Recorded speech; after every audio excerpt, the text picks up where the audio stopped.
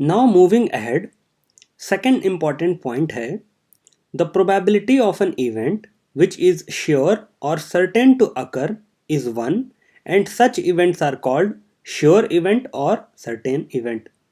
तो basically first point जो था वो इम्पॉसिबल इवेंट के बारे में था और ये जो सेकेंड पॉइंट है ये श्योर इवेंट या सर्टेन इवेंट के बारे में है।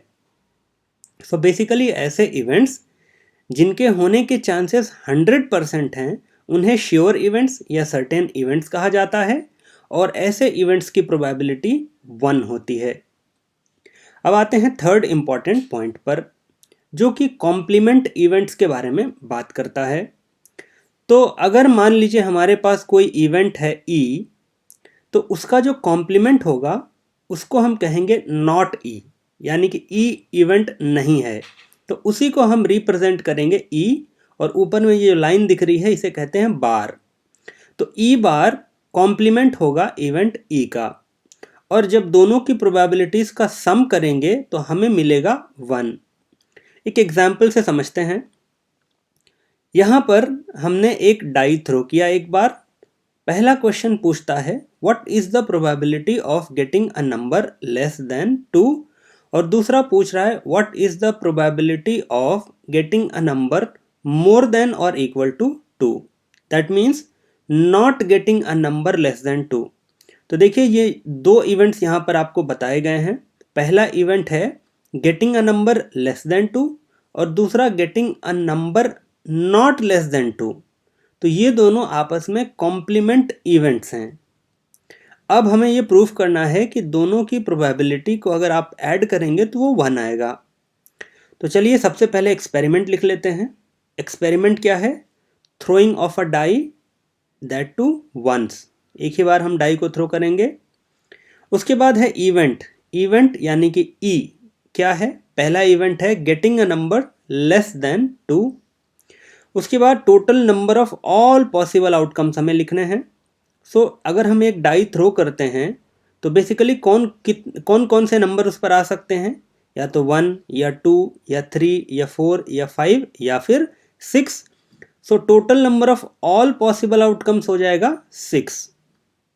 अब आते हैं प्रोबेबिलिटी की डेफिनेशन पे। डेफिनेशन ये कहती है कि probability of an event E is equal to number of favourable outcomes divided by total number of all possible outcomes. So इस इवेंट ई के लिए कितने नंबर ऑफ फेवरेबल आउटकम्स हैं? तो बेसिकली जब आप डाई को थ्रो करें तो ऐसा कौन सा कितने नंबर हैं जो कि लेस देन 2 होंगे? तो बेसिकली वो एक ही है, यानी कि 1 जो कि 2 से छोटा है। तो यहाँ पे प्रोबेबिलिटी ऑफ इवेंट ई कितना हो जाएगा? 1/6। लाइकवाइज अगर हम सेकंड पार्ट में आए तो यहाँ पे इवेंट क्या हो जाएगा? Getting a number more than और इक्वल टू 2, जिसको हम कह सकते हैं not getting a number less than 2। मतलब 2 के बराबर या 2 से बड़ा, इसकी प्रोबेबिलिटी क्या होगी? तो उसके लिए नंबर ऑफ फेवरेबल आउटकम्स निकालेंगे। तो बेसिकली उसके 5 फेवरेबल आउटकम्स होंगे, 2, 3, 4, 5 या फिर 6। 1 नहीं हो सकता। इसीलिए ये दोनों एक दूसरे के कॉम्प्लीमेंट इवेंट्स हैं।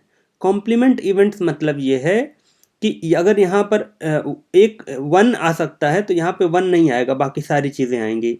यहाँ पे 2, 3, 4, 5, 6 आ सकता है तो जो बची हुई चीज़ है वो दूसरे इवेंट में आएंगी। तो ऐसे इवेंट्स एक दूसरे के कॉम्प्लीमेंट इवेंट्स होते हैं, यानी कि दोनों इवेंट्स को अगर जोड़ दिया जाए सो वो टोटल ऑल पॉसिबल आउटकम्स निकल आता है। जैसे यहाँ पे पॉसिबल आउटकम्स क्या थे? 2, 3, 4, 5, 6 और यहाँ पे पॉसिबल आउटकम कितना है? 1। और इन दोनों को ऐड कर दिया जाए तो टोटल पॉसिबल आउटकम्स आ जाते हैं। ऐसे इवेंट्स को हम कॉम्प्लीमेंट इवेंट्स कहते हैं। तो अब प्रोबेबिलिटी ऑफ जो है ये ई बार यानी कि कॉम्प्लीमेंट इवेंट कितना हो जाएगा? नंबर ऑफ फेवरेबल आउटकम्स यानी कि 5 divided by total number of outcomes यानी कि 6, 5/6। अब हमने अभी ये पढ़ा कि probability of the sum of probability of complement events is equal to 1। ध्यान से सुनिए, एक इवेंट ई है उसकी प्रोबेबिलिटी प्लस एक दूसरा इवेंट है जो कि कॉम्प्लीमेंट है इस गिवन इवेंट ई के, तो इन दोनों की प्रोबेबिलिटी का सम 1 होता है। चलिए यहाँ पर देखते हैं। तो उस लिहाज से ये 1/6 प्लस 5/6 कितना हो जाएगा? 6/6 यानी कि 1।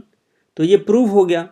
तो आपको सिर्फ समरी में इतना याद रखना है कि अगर दो इवेंट्स एक दूसरे के कॉम्प्लीमेंट हैं तो उन दोनों इवेंट्स की प्रोबेबिलिटी का सम हमेशा 1 आता है।